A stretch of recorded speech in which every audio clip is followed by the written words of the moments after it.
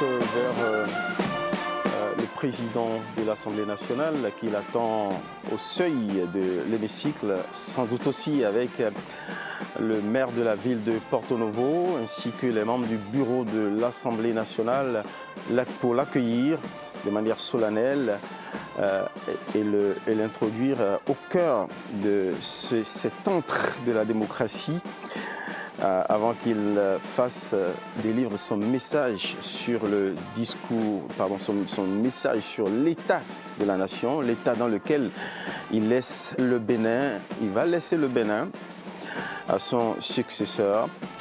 On va analyser avec nos invités sur ce plateau les avancées, mais également les défis. On en entrevoit certains déjà à l'aune de ce que nous observons, c'est ce qu'on a commencé par faire. On va embrayer et bien décrypter l'exercice que le chef de l'État lui-même fera de son inventaire, de l'inventaire de son programme d'action gouvernementale. On va le faire ici, juste après son exercice, que déjà on estime, parce que c'est l'ultime qu'on estime plus long que d'ordinaire. C'est quand même à la limite 10 ans d'action, d'offres de services publics. Voilà, le président, les deux hommes d'État, les deux hommes de personnalités qui se congratulent dans une atmosphère détendue. Le moment s'y prête. Le président de l'Assemblée nationale, Louis Vlavonou, qui honore le patrimoine vestimentaire national, va à la rencontre du chef de l'État. Il devise pendant qu'il accompagne vers l'hémicycle, sans doute d'abord accueilli par les membres du bureau de l'Assemblée nationale, c'est le protocole républicain. Et à leur côté, le chef de la ville de Porto Novo, pour faire les honneurs au chef de l'État, avant qu'il partage avec nous son regard personnel sur l'effort qu'il a déployé pour faire avancer le Bénin au bout des 10 ans de mandat constitutionnel que le peuple lui a confié. Voilà, quelques instants d'échange avec les députés, membres du bureau du Parlement. Moment de courtoisie républicaine avant qu'on puisse avoir droit à son exercice républicain. Eugène Alassoupou, vous décriviez une trajectoire enthousiaste des avancées qu'on a pu observer avec Patrice Talon. Vous étiez carrément à la limite de votre regard, de votre analyse. Vous étiez sur la transformation de l'offre de formation. Est-ce que cela a pu induire, surtout pour accompagner la transformation industrielle? Parce que là, il faut des profils professionnels et pas que des profils généralistes qui, malheureusement, on l'a observé, c'est un constat patent partout dans tous les pays de l'Afrique dans la période post-coloniale, c'est qu'il y a une offre de formation qui est totalement en décalage avec les besoins de l'économie et même l'avenir. Et donc, c'était très important de transformer la formation. On ne peut pas réussir une politique d'industrialisation du pays sans avoir des ressources humaines qualifiées.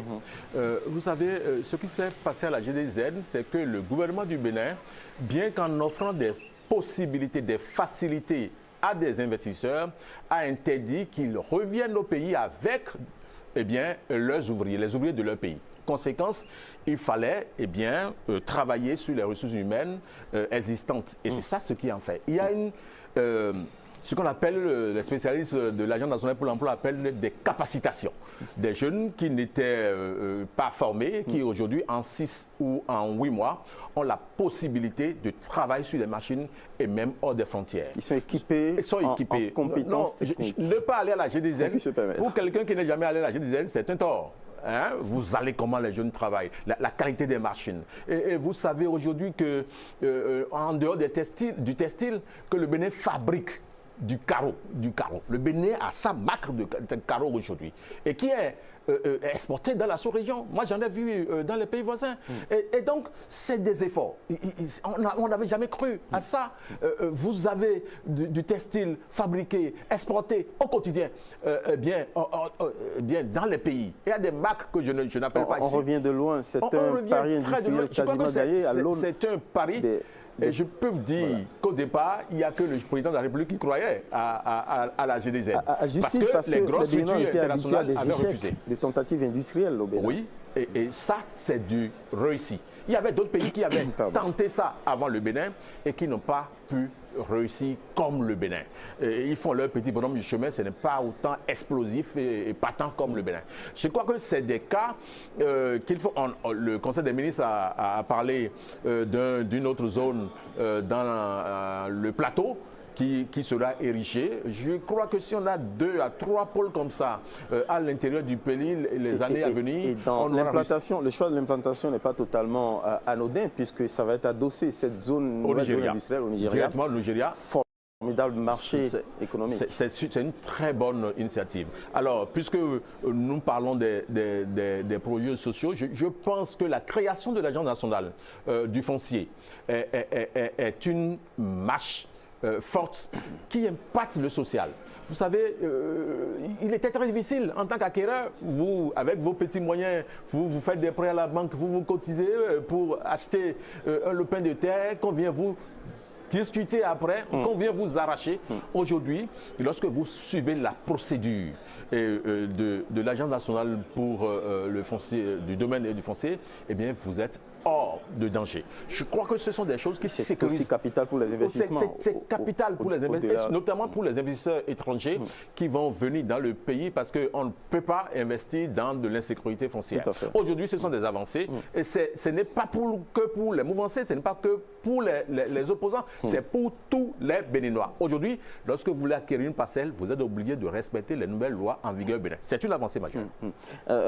Gratien Makoko, c'est à vous de partager avec nous votre regard sur ce que Patrice Talon a pu offrir aux Béninois comme avancée, au regard aussi de ses promesses initiales.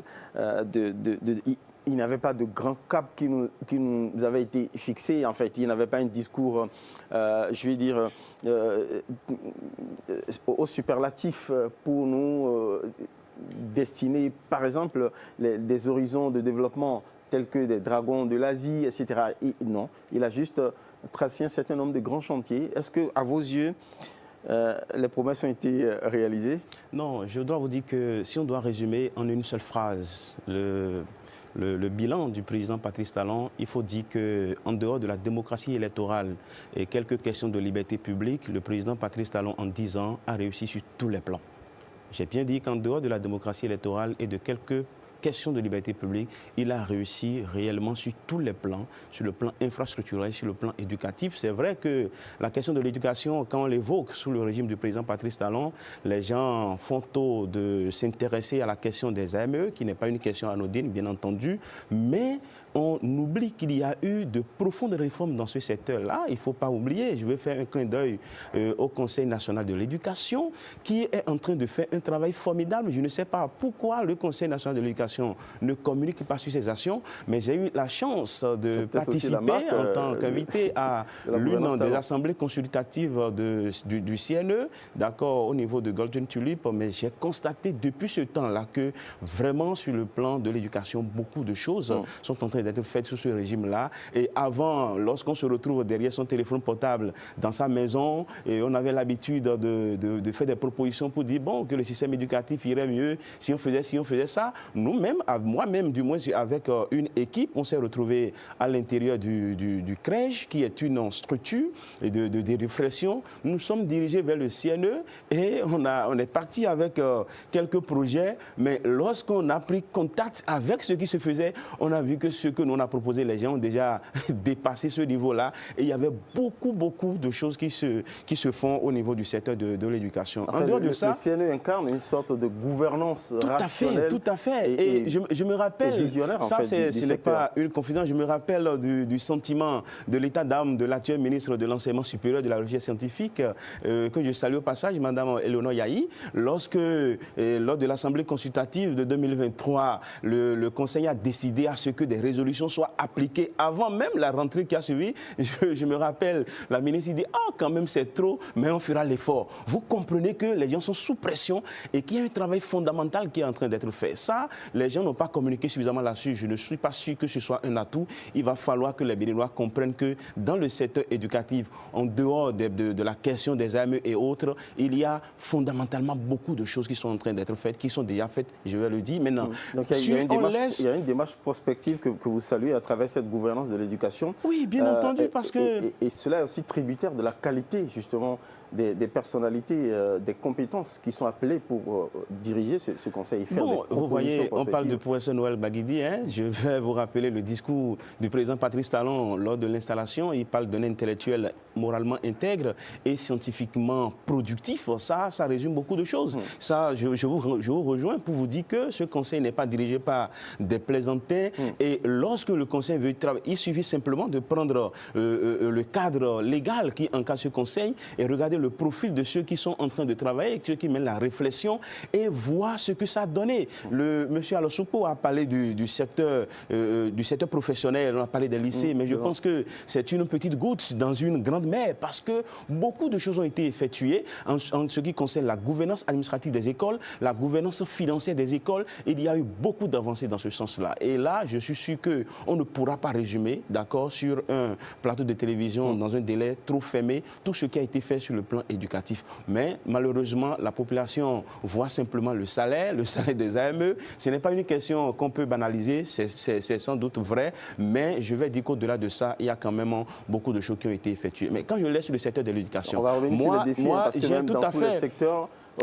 Il y a des défis à relever. Moi, j'ai travaillé sur la création des juridictions nouvelles sous le président Patrice Talon, notamment la CRIET. Je pense que le livre que j'ai écrit sur le fonctionnement de la CRIET est pratiquement le seul qui existe aujourd'hui, si ma mémoire est bonne, si j'ai bien suivi les choses. Mais je dois vous dire qu'en dehors des procès, tout ce que la CRIET a fait, en dehors des procès qui concernent soit les hommes politiques ou les hommes riches, ce sont ces deux types de procès qui font polémique dans la République. En dehors de ça, vous voyez que tout le reste est salutaire. Il y a beaucoup de décisions qui ont été rendues. Il y a beaucoup de, entre griffes, fossoyeurs de l'économie nationale que cette juridiction a fait rendre gorge. Il y a l'agent judiciaire qui est devenu... Oui, bien entendu, c'est ça. Parce que vous savez, quand on parle de la réalisation des droits de l'homme... Habitué à l'impunité. Tout à fait. Parce que quand on parle de la réalisation des droits de l'homme, il y a une catégorie de droits de l'homme qu'on appelle les droits de l'homme de la deuxième génération. Ce sont des droits qui ne peuvent pas être réalisés sans un investissement massif de la part de l'État. Les droits sociaux, les droits économiques, etc. Vous voyez, et lorsque vous êtes dans un pays qui est gangréné par la corruption, comme on le connaissait dans cette République, l'État, la corruption met l'État en incapacité financière de réaliser les droits de la deuxième génération. Et quand vous voyez une institution comme la CRIET, au-delà des griefs, et j'ai mentionné, j'ai été très clair pour dire, c'est des griefs concernant les procès qui sont liés aux hommes politiques et aux hommes riches de ce pays, ça c'est un autre débat, mais en dehors de ça, sur le terrain de la lutte contre la corruption, sur le terrain vous voyez la question de la cybercriminalité, vous n'imaginez pas l'impact que ça produit sur une société, la jeunesse d'une société, lorsque vous voyez, d'accord, les gens se dépenser de l'argent gratuit, emprunter les chemins de raccourci, vous ne voyez pas le degré de corruption des mœurs. Il y a un impact négatif énorme, et lorsqu'on est conscient de cela, on ne peut que saluer le travail que cette juridiction a battu sous le régime du président Patrice Talon, parce qu'il n'y a pas la CRIET sans la volonté du président Patrice Talon. Aujourd'hui, avec cette juridiction, il y a eu des députés qui ont été jugés, il y a eu des ministres qui ont été jugés, et donc c'est un peu comme une manière, une technique pour contourner le verrou de la Haute Cour de justice qui ne nous permettait pas, d'accord, d'amener nos gouvernants à rendre compte. Et ça, je pense que c'est à saluer. C'est sa mission. Bien entendu, c'est vraiment des réformes institutionnelles dans le pays. Ça, il faut le dire. Vous avez vu la Cour spéciale des affaires foncières.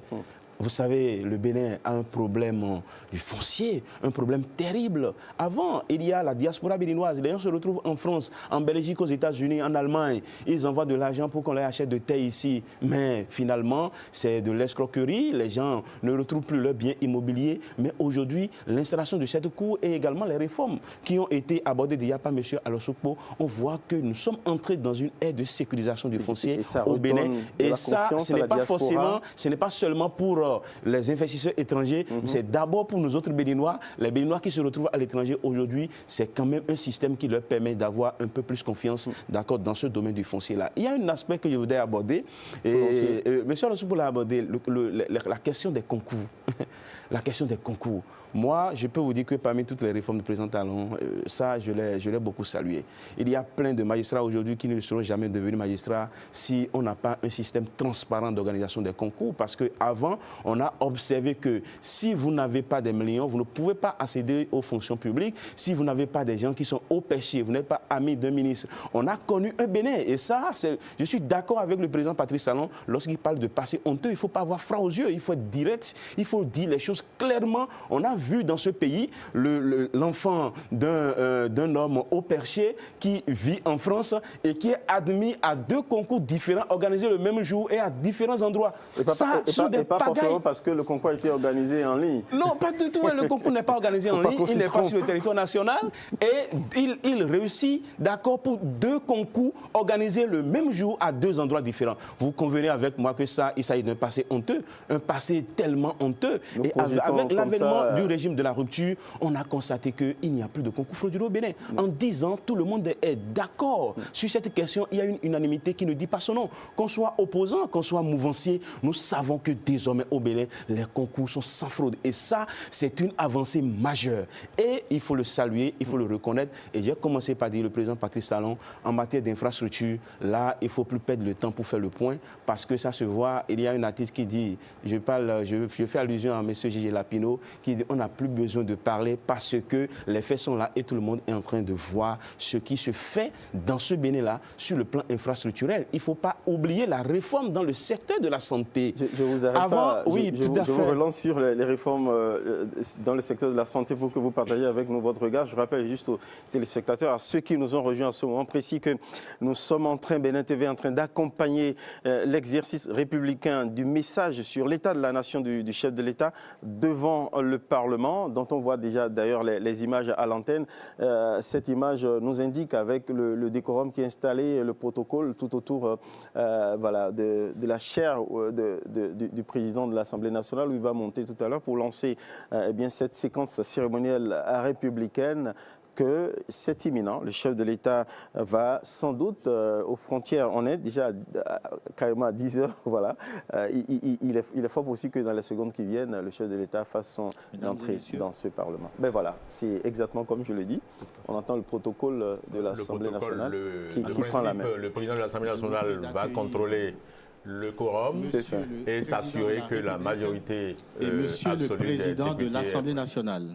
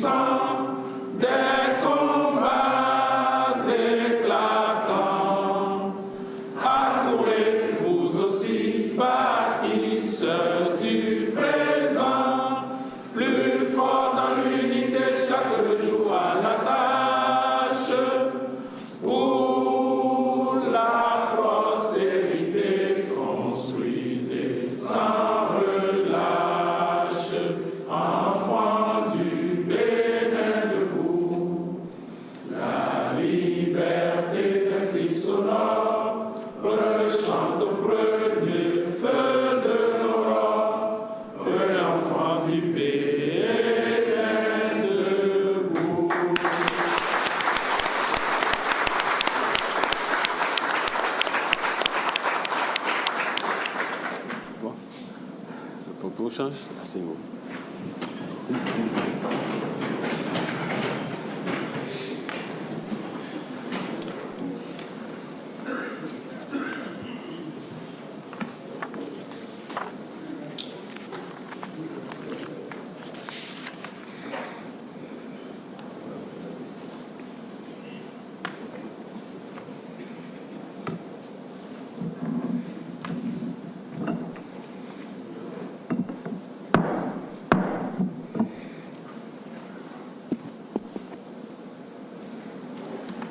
La séance, ça ne marche pas.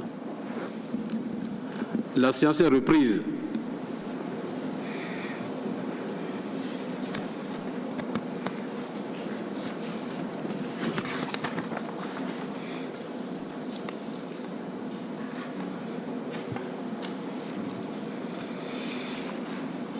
Excellence, Monsieur le Président de la République,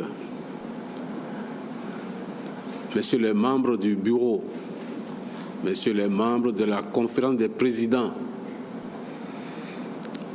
Messieurs les ministres, chers collègues députés, honorables invités, autorités civiles et militaires, notamment la préfète de Lomé, le maire de la ville de Porto-Novo et le haut commandement militaire.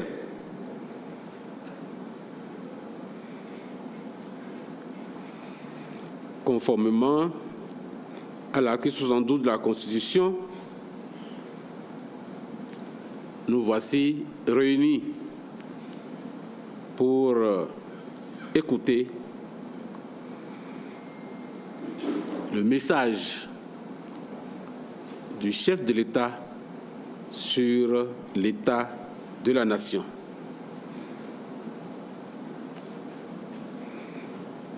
Alors, je voudrais demander au premier secrétaire parlementaire de nous lire l'article 72 de la Constitution. Merci, Monsieur le Président. Article 72 de la Constitution.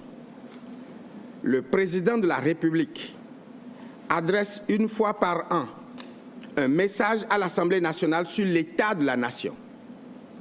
Il peut aussi, à tout moment, adresser des messages à l'Assemblée nationale.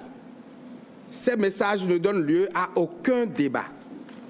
Ils peuvent toutefois inspirer les travaux de l'Assemblée nationale. Fin de lecture, Monsieur le Président. Alors, Excellence, Monsieur le Président de la République, au nom de la représentation nationale et en mon nom personnel, je vous souhaite encore la bienvenue en ces lieux chargés de symboles et où, avec régularité, d'une horloge qui vous caractérise et vous honore, vous venez pour la 10e fois consécutive délivrer votre traditionnel message sur l'état de la nation. Respectant ainsi et de façon scrupuleuse les prescriptions de l'article 72 de la Constitution qu'on vient de nous lire.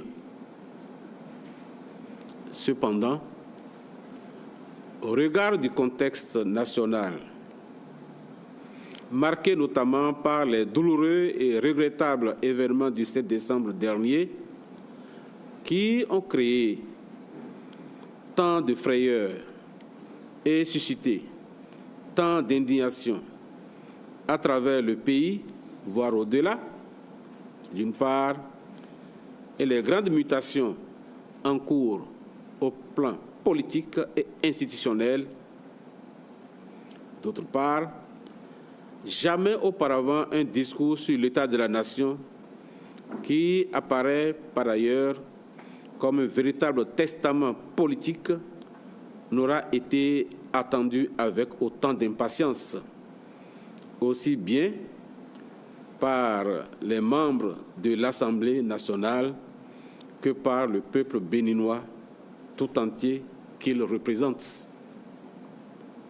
C'est pourquoi je voudrais, avec la déférence requise, Monsieur le Président,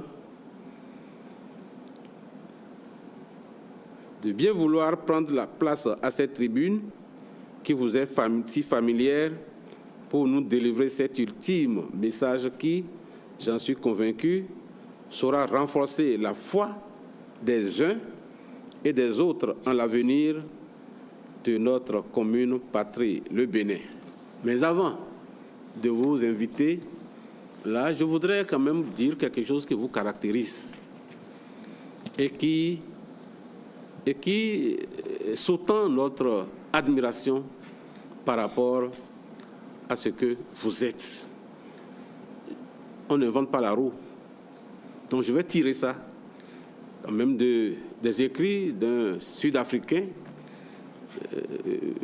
qui est dans le théâtre, qui est dans l'évangélisation aussi, Sud-Africain, du nom d'Edouard Lobolo. Pour ceux qui sont souvent dans les évangélisations, je ne veux pas vous évangéliser, hein, ce n'est pas ça, non, loin de là. Il disait ceci: le pouvoir, lorsqu'il n'est pas équilibré par la sagesse et la vertu, devient une drogue pour l'âme. Il séduit, enivre et enferme celui qui le détient dans l'illusion d'une toute-puissance. Mais plus il s'accroche, plus il s'éloigne de l'humanité qu'il devrait servir. Petit commentaire, vous ne vous êtes pas accroché à cela. Et c'est un point pour vous. Et il continue. L'histoire de l'humanité nous renseigne que rares sont ceux qui acceptent de déposer volontairement le fardeau du pouvoir, car l'orgueil et la peur de redevenir simple mortel lient les mains du dirigeant insensé. Ça vous caractérise, puisque vous ne vous accrochez pas à ça, puisque vous voulez faire partie des rares qui ne veulent pas s'accrocher au pouvoir, de peur de redevenir un simple mortel. Et ensuite, il termine en disant que le vrai sage, ce n'est pas celui qui prend le pouvoir, mais celui qui sait quand il faut le quitter. Et vous avez choisi vous-même quand il faut le quitter malgré les pressions. C'est ça qui vous caractérise. Je vous invite maintenant à délivrer votre message, s'il vous plaît.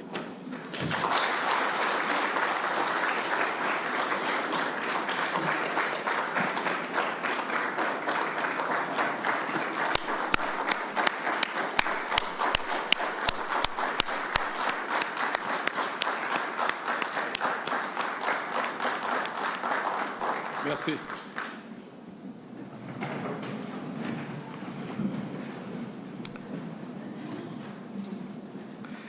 J'espère que je ne vous décevrai pas par la brièveté de mon message.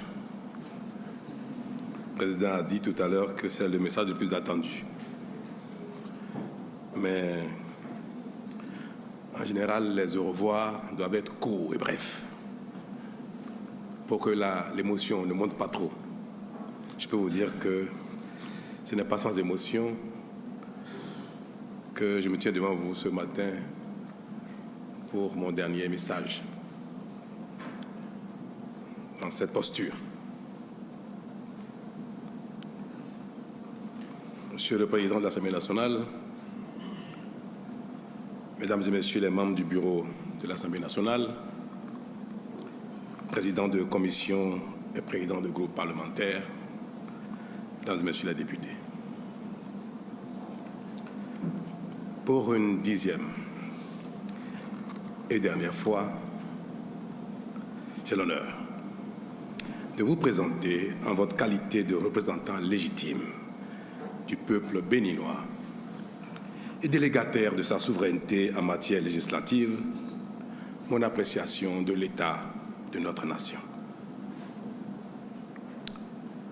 65 ans après notre accession à la souveraineté internationale, la nation béninoise, issue du regroupement des royaumes qui constituaient jadis notre actuel territoire, s'est solidement constituée et son unité s'est renforcée. La communauté nationale vit en bonne harmonie et aucune tension ethnique, religieuse ou sociale ne s'observe au point de constituer un risque pour la paix et la cohésion interne. L'intégrité du territoire national est préservée en dépit des agressions sécuritaires extérieures qui éprouvent nos forces de défense et de sécurité dans certaines localités frontalières. Mesdames et Messieurs les députés, je confirme ainsi que les fondamentaux constitutifs de la nation dont nous avons hérité sont bien préservés, voire renforcés. Pour le reste, qui relève de notre mission de construction au quotidien, en vue de l'amélioration constante des conditions de vie de nos concitoyens, l'état des lieux est aujourd'hui rassurant et prometteur, même si l'héritage n'était point confortable à l'entame de la décennie qui s'achève. Mon souhait ce matin n'est pas de dresser sur les 10 dernières années qui s'achèvent le bilan de notre action commune dans les différents domaines qui conditionnent notre développement économique et notre bien-être. Ce qui importe désormais pour nous, 65 ans après la prise en main de notre propre destin commun, c'est à mon sens la réponse aux questions fondamentales ci-après. Le Bénin a-t-il enfin trouvé la voie pour son développement? A-t-il entamé son progrès de sorte à devenir, lui aussi, un pays développé, susceptible de se passer de l'aide au développement apportée par d'autres et parfois avec mépris? Est-il un pays où l'éducation nationale, la formation technique et professionnelle, la route, l'eau, l'électricité, l'emploi, la santé, le cadre de vie durable, assaini et beau, la sécurité et la paix progressent chaque jour? Est-il un pays qui ne fait plus honte à ses enfants, mais leur apporte plutôt fierté et espoir? Un pays que d'autres admirent et envient. Autrement dit, le Bénin est-il aujourd'hui un pays où tout s'améliore jour après jour, où l'espoir est désormais permis, de sorte que ce qui n'est pas encore acquis ne paraisse plus inaccessible? Honorables députés, représentants du peuple béninois tout entier, la réponse à cette question fondamentale est oui.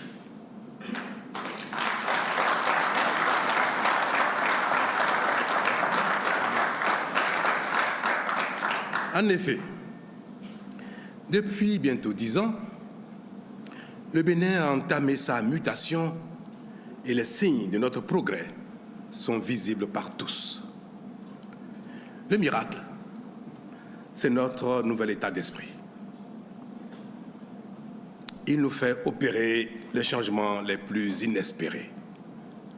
Il nous fait progresser et chacun accepte désormais de consentir les sacrifices et les efforts nécessaires. Il nous rend admirables et suscite la jalousie de certains.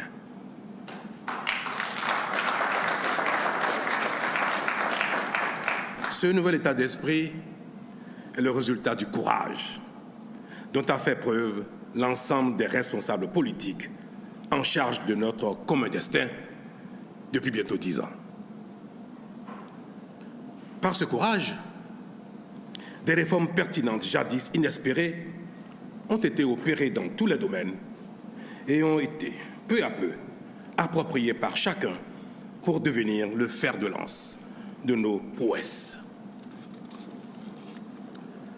Dans le domaine politique en particulier, nous pensions, à la sortie de la conférence nationale, que la proclamation de l'état de droit, de la démocratie et de l'économie libérale suffirait pour faire de chaque acteur politique un responsable vertueux et un dirigeant compétent de bonne foi.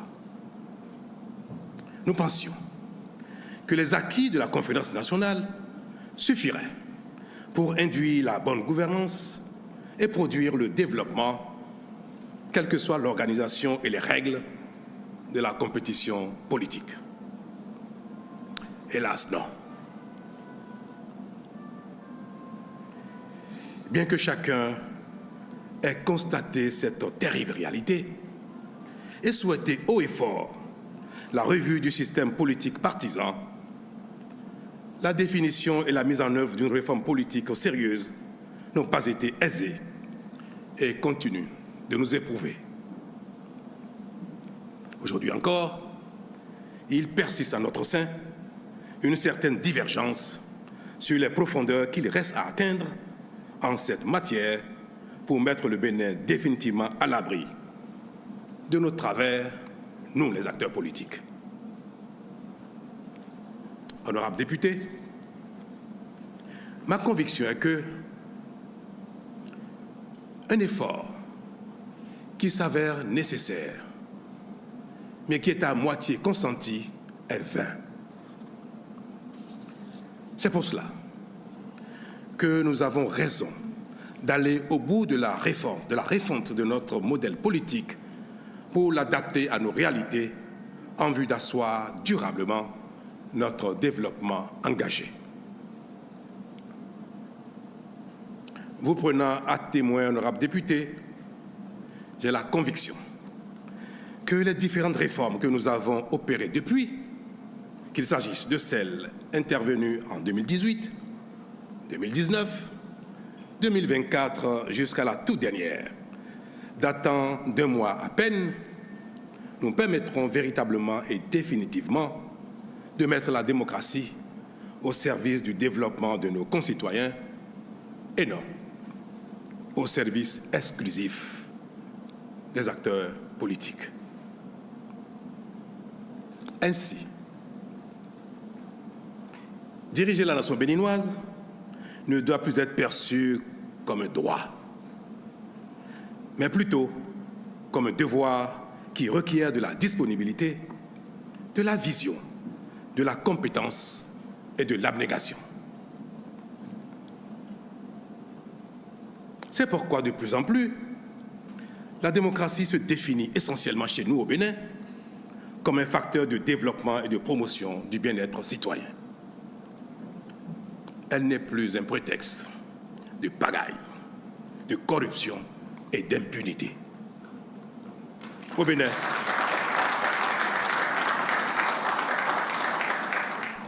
Bénin, désormais, il ne suffit plus d'être un harangueur de foule, un vendeur d'illusions proclamé acteur politique pour s'emparer de notre destin commun sans autre projet que celui d'en jouir tout seul avec ses partisans.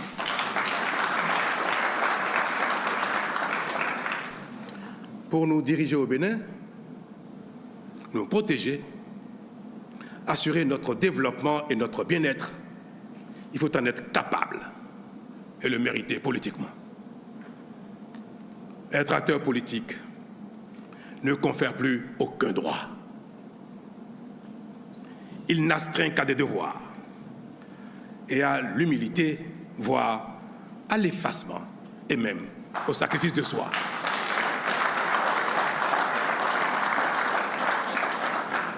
Monsieur le Président, Mesdames et Messieurs les députés, si tel est l'état des lieux en ce qui concerne notre modèle de démocratie désormais au Bénin, pourquoi devrions-nous en rougir parce qu'il n'est pas la copie conforme de ce qui se fait ailleurs?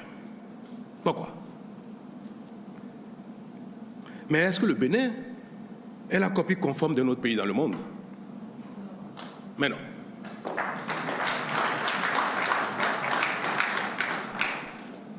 Nous sommes désormais une grande nation qui se construit jour après jour et notre modèle sociopolitique est en pleine mutation pour asseoir et renforcer notre dynamique de développement. Mais une telle transformation ne peut s'opérer sans difficulté, nous l'observons. Les incompréhensions, les résistances et même les heurts qui nous éprouvent sont inhérents à toute transformation sociétale significative. Ils sont la preuve que nous sommes sur le bon chemin. Aucune œuvre humaine n'étant parfaite, nous corrigerons et ajusterons notre modèle au fil du temps.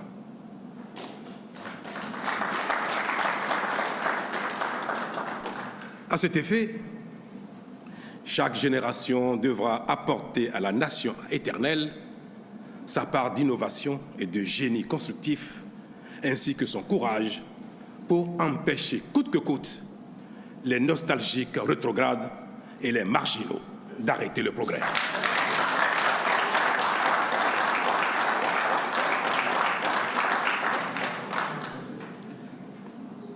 C'est en cela que je voudrais, Monsieur le Président, Mesdames et Messieurs les députés, saluer et rendre hommage à l'ensemble des forces de défense et de sécurité de notre pays.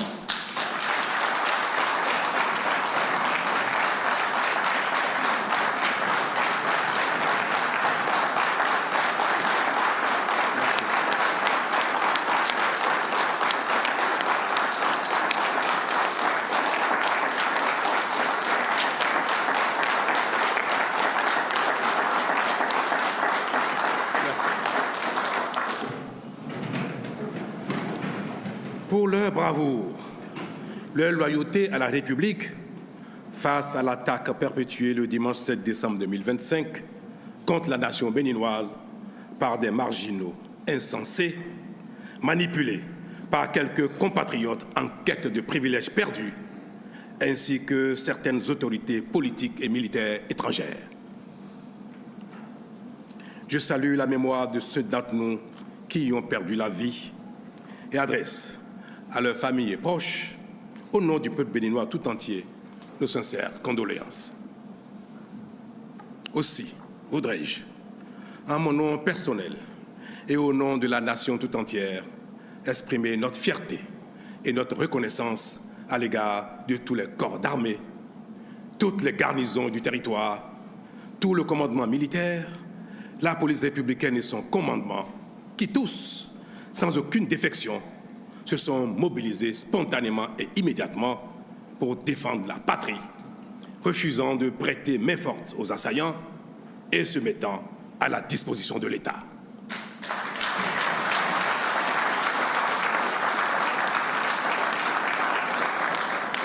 De même, j'exprime à l'égard de tous les dirigeants, de toutes les institutions de la République, notre fierté et notre reconnaissance pour leur attachement à l'ordre constitutionnel tel qu'ils l'ont exprimé dans les minutes qui ont suivi l'attaque. À l'endroit du peuple béninois, dans sa grande majorité, j'exprime notre fierté pour son refus de soutien à la forfaiture et son attachement à la démocratie et à l'ordre constitutionnel.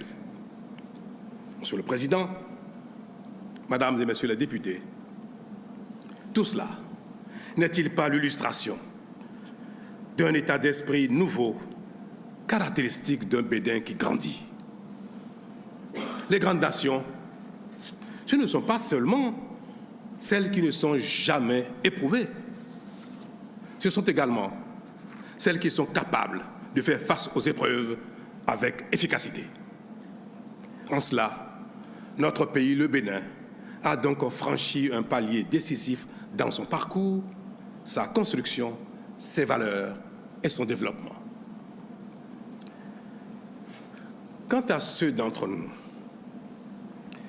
qui restent désespérément accrochés à notre passé révolu ou qui peinent à s'arrimer à la dynamique en cours, je prie le ciel de leur accorder la clairvoyance, l'altruisme et l'humilité nécessaires à leur ralliement, afin que leur frustration, justifiée ou non, cesse de nous diviser. Car notre Bénin commun restera éternellement notre maison commune. Nos divergences ou insatisfactions des temps présents ne doivent en aucun cas compromettre l'intégrité de la nation et son avenir. Les élus mal aimés d'aujourd'hui passeront. Et ceux de demain ne manqueront pas de corriger les erreurs commises et de remédier aux insuffisances. Que chaque citoyen béninois accepte donc de venir boucher de ses doigts les trous de la jarre trouée afin qu'elle abonde de richesses pour nos enfants et petits-enfants. C'est bien le symbole de ces lieux, Monsieur le Président. Mesdames et Messieurs les députés, pour ce qui restera en ce qui concerne ma dernière apparition ici, à cette tribune, permettez-moi de vous exprimer à vous, parlementaires de la 9e législature, à vos prédécesseurs des 8e et 7e législatures, ma profonde gratitude pour votre disponibilité permanente, votre amabilité, votre bienveillance, votre collaboration républicaine, correctrice et combien efficace, qui m'ont permis d'accomplir, durant ces 2 mandats, selon mes compétences, la charge, la noble mission que m'a chargé le peuple béninois, dont m'a chargé, le peuple béninois, depuis donc bientôt 10 ans. Vous prenant encore une fois à témoin, je voudrais exprimer à toutes les Béninoises et à tous les Béninois de l'intérieur et de l'extérieur, de tous les âges et de toutes conditions, ma reconnaissance infinie pour l'honneur et la confiance qu'ils m'ont fait en me confiant durant 2 mandats successifs le destin, la direction de notre beau et grand pays. Je veux leur dire que j'ai pris et gardé tout le long des 2 mandats la mesure de leur attente, que j'ai donné le meilleur de moi-même, jour et nuit, avec bonne foi et abnégation, pour être à la hauteur de leur confiance. Je veux leur dire aussi que j'ai le regret de ne pas avoir tout réussi. Mais je veux, surtout et davantage leur dire, alors que la fin de ma mission est toute proche, que j'ai la certitude qu'ensemble, nous avons accompli de grandes choses, dont certaines nous paraissaient même impossibles. Je veux enfin leur dire que surtout, notre état d'esprit a considérablement changé. Que désormais, plus rien ne nous est impossible. Que le Bénin a véritablement et définitivement trouvé son chemin pour se développer enfin et offrir peu à peu à chacun le bien-être légitimement attendu et qui est de plus en plus espéré, mais qui est désormais à notre portée. Le développement, le bien-être attendu depuis tant de temps par tous, Monsieur le Président, Madame et Messieurs les députés, ce bien-être, il est désormais à notre portée et nous cheminons chaque jour ensemble pour le conquérir.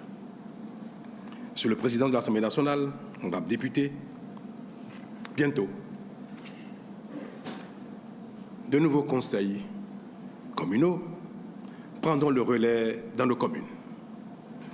Une nouvelle législature succédera à la présente ici, à Porto Novo. Un nouveau président de la République prendra les rênes du Bénin.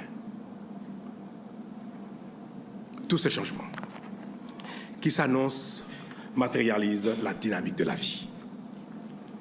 Elles sont le symbole du renouvellement inéluctable, gage d'espérance et de progrès.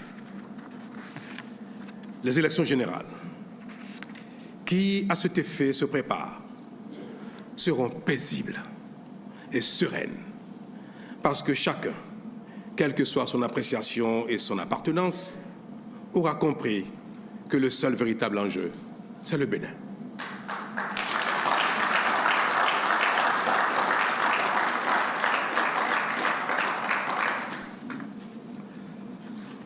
Mesdames et Messieurs les députés, représentants de la nation tout entière, par vous, à travers vous, vous prenez encore à témoin, je voudrais dire à tous, aux Béninois et aux Béninoises, de l'intérieur et de l'extérieur, que nous n'avons aucune raison de craindre l'avenir. Je veux leur dire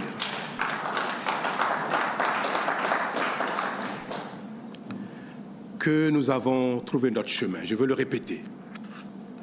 Je veux leur demander de faire confiance au Bénin, de faire confiance aux générations successives, désormais actives pour notre bien commun, pour notre développement. Je veux leur dire, n'ayons aucune crainte. L'âme du Bénin veillera et le meilleur est à venir.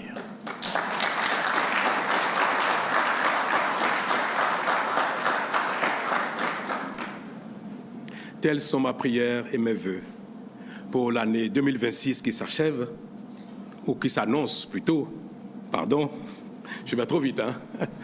26 n'est pas encore arrivé.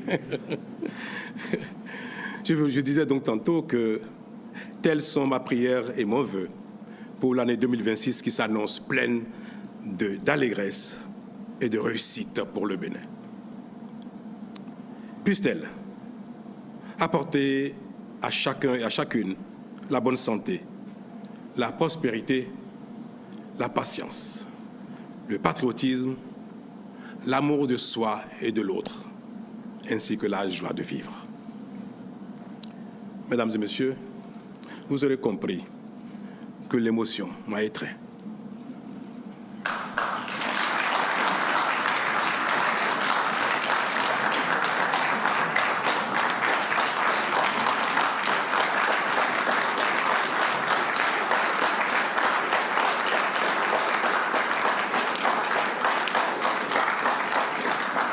Il est difficile de se quitter quand on s'aime.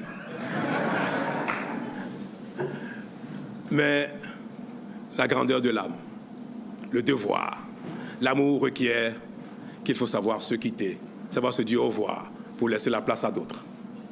Je voudrais vous souhaiter à vous, à tout le monde, que bientôt, ceux qui viendront ici ou celui qui viendra ici à ma place, vous entretenir sur l'état de la nation, vous donne le sentiment que les choses s'améliorent, que le Bénin continue son chemin et que le meilleur va se goûter de plus en plus par les uns les autres. Je voudrais que dans les rues de Cotonou, chez moi, ou dans un café, ou dans un bar, ou chez des amis, en regardant le prochain faire son discours d'état de la nation, je voudrais constater que dans tel ou tel domaine, les choses ont avancé, sont allées encore beaucoup plus loin que ce que nous avons fait ensemble. Je voudrais que l'âme du Bénin y veille. J'ai confiance. Et je vous invite à avoir autant confiance en notre destin commun, en notre capacité de développement, d'abnégation, d'effort. Et je prie le ciel de nous exaucer. Merci.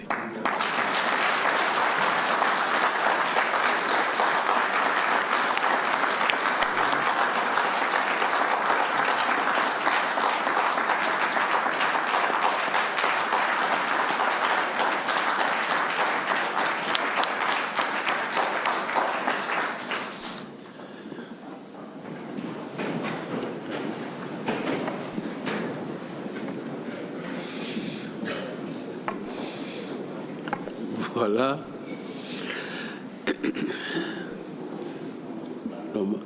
Il n'y a pas de commentaires, comme l'indiquent nos textes de la République. Néanmoins, je voudrais dire combien l'émotion est grande. Et la fin du discours malgré les applaudissements, a assombri les visages. Et moi, ça me rappelle juste quand Jésus voulait quitter, quand il a rassemblé les disciples, ce qu'il a dit dans Jean 17, « Mon âme est triste à mourir, je veux que vous gardiez votre unité. Je ne vous appelle plus serviteurs, mais mes amis. » Et l'intensité de cette émotion, de cette charge émotionnelle qui envahit notre hémicycle, nous fait penser à ces maximes qu'on nous apprend sur les bancs. Les changements même les plus souhaités ont leur mélancolie. Alors, nous vous souhaitons bon repos, le repos du guerrier, parce que vous avez combattu le bon combat. Et maintenant, la palme d'or est attendue pour être remise en mai 2026. Chers collègues, nous sommes au terme des prescriptions constitutionnelles. Nous allons suspendre la séance et elle reprendra dès que vous serez invités par les canaux habituels. La séance est suspendue. Mesdames et messieurs, je vous prie de saluer le retrait du chef de l'État et du président de l'Assemblée nationale.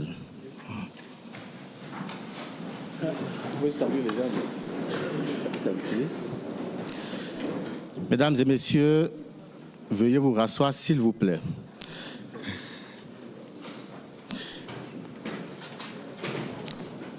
Nous procéderons à une phase des salutations d'usage.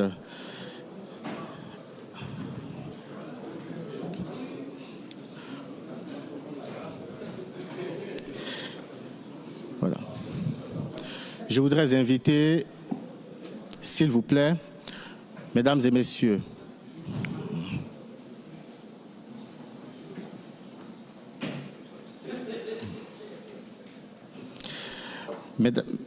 Mesdames et messieurs les membres du gouvernement, à faire leur civilité aux deux hautes autorités.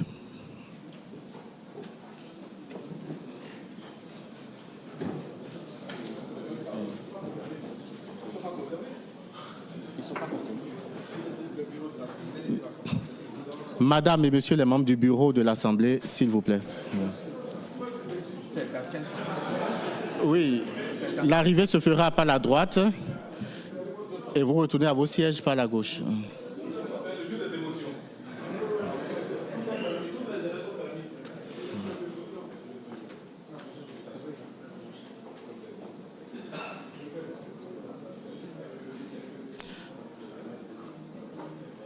Messieurs les présidents de groupes parlementaires et des commissions permanentes, s'il vous plaît.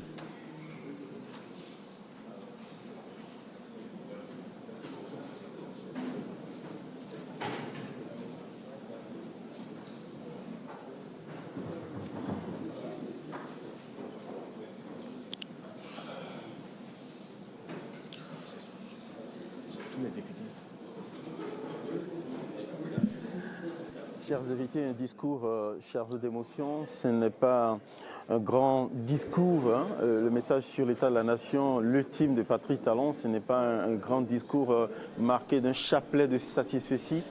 Mais il est allé toucher des points essentiels. On va suivre la suite de la cérémonie avec les salutations qui sont réservées au chef de l'État.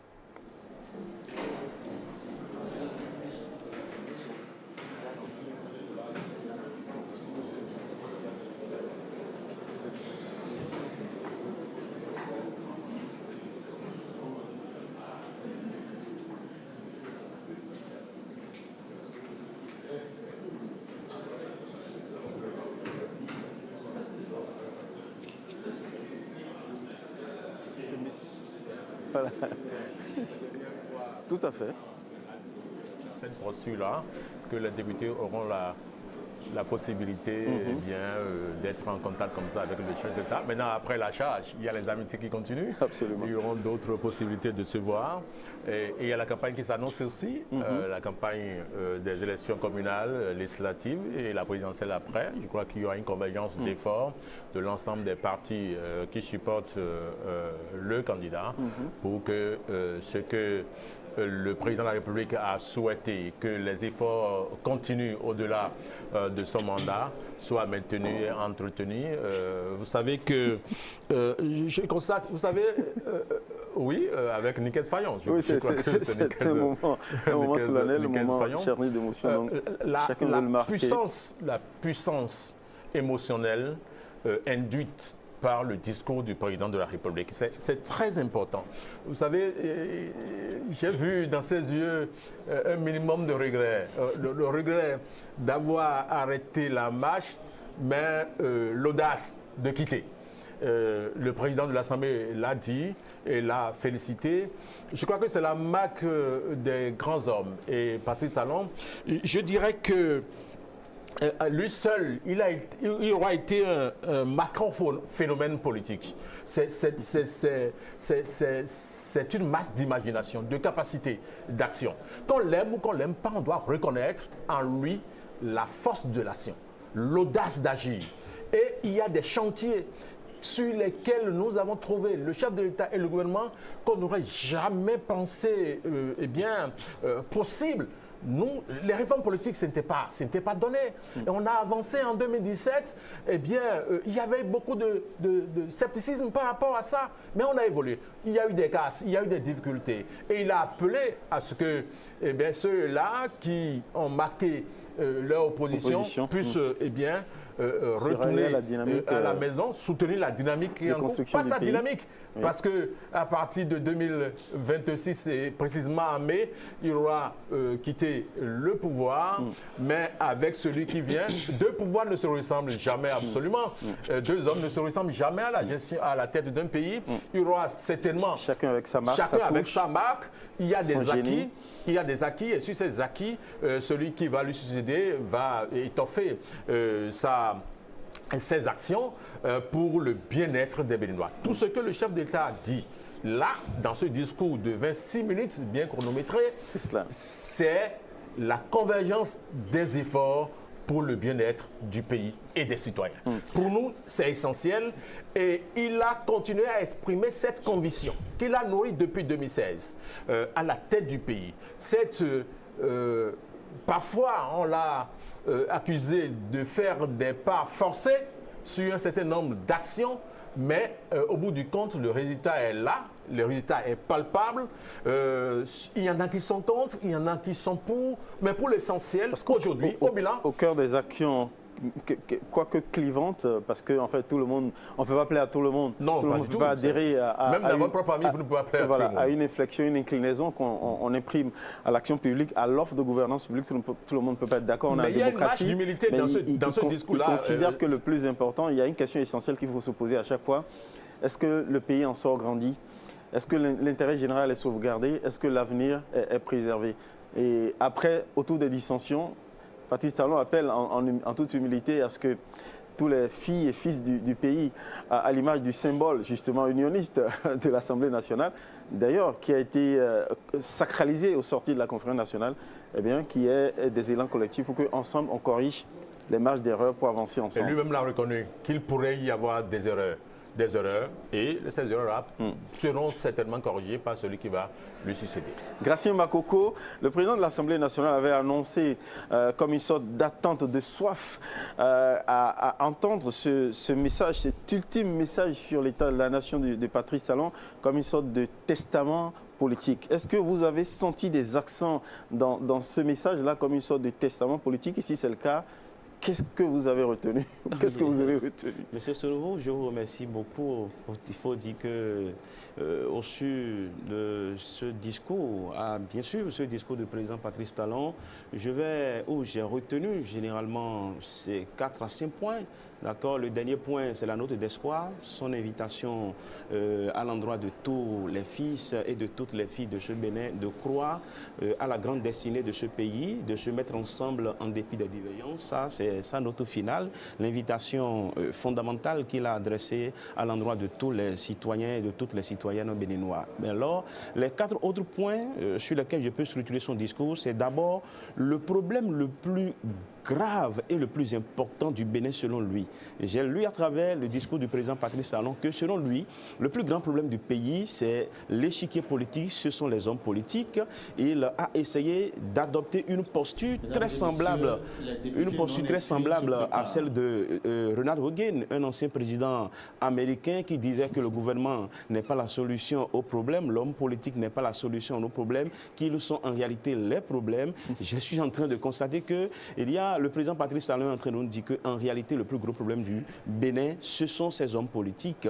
Et à la base de ce problème diagnostiqué, il a posé une vision claire de son action. Il a essayé de décliner le postulat idéologique de sa gouvernance, à savoir, d'accord, mettre la démocratie au service du développement exclusivement. Et il a essayé de proposer une nouvelle définition de la démocratie qui m'a intéressé en tant que juriste. Il a bien dit que la démocratie est un facteur de progrès pour le bien-être citoyen. Ça, c'est la vision de l'homme, c'est sa manière de percevoir. Il ne voit pas seulement la démocratie dans le sens de l'exercice infructueux des libertés publiques, dans le sens de l'exercice infructueux des droits de l'homme, mais plutôt une démocratie qui n'empêche pas d'aller au progrès infrastructurel, d'aller au progrès sur le plan sanitaire, d'aller au progrès sur le plan éducatif, etc. Il veut, et lui, en tant que président Patrice Talon, a estimé que la meilleure forme de démocratie, c'est celle qui constitue un facteur pour le progrès et le bien-être citoyen. Ça, c'est vrai qu'on aurait voulu, d'accord, une démocratie un peu plus englobante qui intègre également la dimension, la dignité humaine.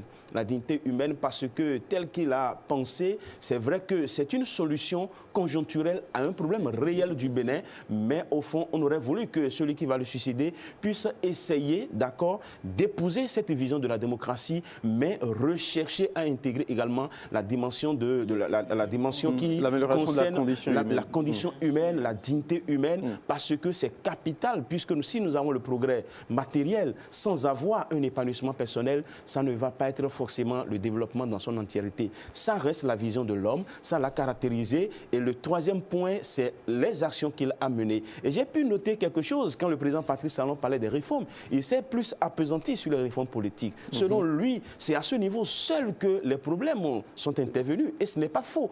Parce que quand nous prenons le secteur de la santé, la réforme dans le secteur de la santé, au début, les gens n'y croyaient pas, mais à un moment donné, nous avons vu le bien fondé, la suppression du droit de grève, d'accord, dans le domaine de la santé. En tant que juriste, on n'était pas d'accord. Mais avec le temps, nous nous sommes dit, est-ce que la vie humaine doit être un objet de marchandage? Et petit à petit, on l'a compris, le retrait du droit de grève aux magistrats. C'est vrai que jusqu'à aujourd'hui, je reste pas d'accord par rapport à cela, mais on a vu quand même que ça a eu des vertus dans le secteur de l'éducation. Des services publics essentiels. Tout à fait. Donc, utiles aux citoyens. Ce sont des choses que les Béninois ont fini par comprendre. Donc, ils ont fini par adhérer à ça. Mais ce qui concerne plus précisément les réformes politiques, la question reste posée. La question reste posée parce que c'est sa manière de voir le monde, sa manière de voir l'action publique, la marche des pays qui l'a amené entre griffes à factoriser ou à mettre en parenthèse certaines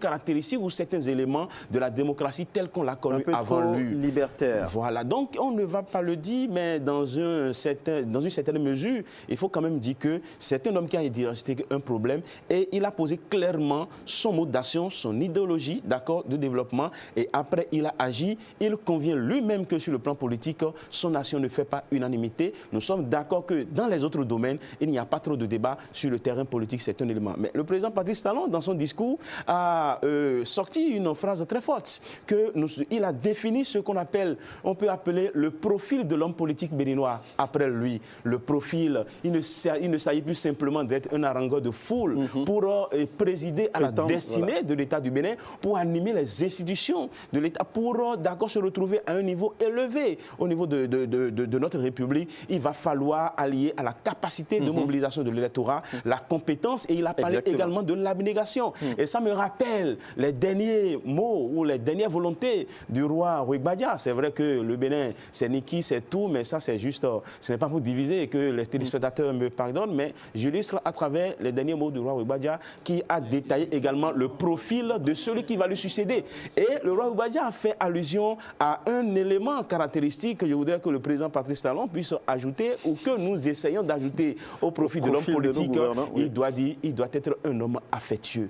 Les peuples sous-développés ont besoin d'abord de cela, parce que, vous savez, les gens n'arrivent pas à encore manger, tous les problèmes demeurent urgents, et lorsqu'on fait le développement, la beauté, c'est quelqu'un qui est en train de souffrir quelque part, et lorsque nous restons dans une démarche d'affection, avec les mots, on peut déjà guérir à moitié la misère de quelqu'un, et donc, dans cet élan global, ça va nous permettre de construire le grand Bénin que le président Patrice Talon a contribué à bâtir, parce qu'il ne faut pas se mentir, c'est un homme qui a posé des pas déterminant. On avait commencé par les lister à l'entame de nos propos sur ce plateau, mais on ne cessera jamais de tout citer, parce que vraiment, il faut le dire, c'est un homme. Son passage à la tête de l'État du Bénin n'a pas été sans impact, et ça a été sans impact avec des impacts significatifs, des impacts profonds. Il a fait allusion à ce qu'on appelle l'état d'esprit. L'état d'esprit du Béninois, c'est capital. Aujourd'hui, il y a une sorte de peur, d'accord, de dilapider les ressources de l'État, parce que si vous le faites, le statut de député ne vous protège plus. Le statut de ministre ne vous protège plus. C'est cela ce qu'il a pu apporter fondamentalement. Et ça, il faut le dire, ce qui peut nous inspirer un peu de la distance, c'est lorsque le président disait que l'homme politique au Bénin, désormais, n'a plus de droits, il n'a plus de devoirs. Bon, ça, il y a un peu... on comprend, tout à fait, parce que si je me souviens, en tant que jeune béninois, que les salaires politiques demeurent les plus importants du pays, on se dit que est-ce que totalement ils sont sans droit? Ils sont avec droit, des droits énormes. Il va falloir, dans ce sens que, puisque nous voyons aujourd'hui que la vision du président Patrice Talon, c'est que les hommes politiques aient davantage de devoirs.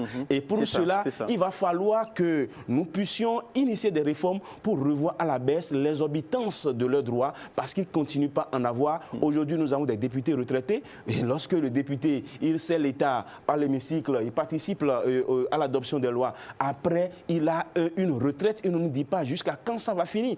Quand c'est dans des pays comme le Bénin, où les ressources sont limitées, où toutes les questions sont urgentes, il va falloir, comme j'envisage, ou j'entrevois... Il y a une sorte de rationalisation des privilèges. Tout à fait. Il y a une sorte de rationalisation des privilèges. Et je pense que, notamment pour les députés retraités, il va falloir... Ça embête un peu la jeunesse à laquelle j'appartiens. Lorsque nous sommes là, les gens n'ont pas encore le travail. C'est vrai qu'il y a beaucoup d'efforts qui ont été effectués sur le plan de l'emploi, mais il va falloir quand même que les privilèges qui continuent pas à exister, qui n'ont pas été totalement annulés, notamment au niveau des hommes politiques. C'est pourquoi ne pas prendre l'exemple de la Suisse. On peut comprendre que cela nourrisse des frustrations légitimes telles que nous les exprimons. Est-ce que l'esprit, justement, de donner des privilèges confortables aux élites politiques, aux élites qui gouvernent, c'est justement de leur éviter d'aller à la tentation de toucher aux ressources publiques, et donc derrière une rigueur implacable